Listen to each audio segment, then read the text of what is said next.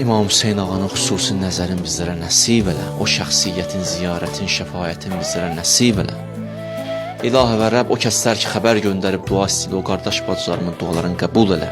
İndi bizi izləyənlər var ekran qarşısında. Allahım, onların hacətlərini tezliklə rəva elə.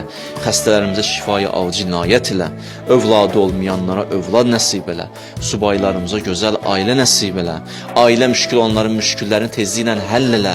Borcu olanların borclarını verməkdə onlara yardımcı ol. Evsiz qardaşlarımıza ev nəsib elə. İşsiz qardaşlarımıza iş nəsib elə. Sıxıntılı olan möminlərimizə İmam Musa Kazım hörmətən özlərinə fərəc, ailələrinə səbr bəxş elə. Allah'ın vətənin keşində əskər zabitlərimizi hifz elə.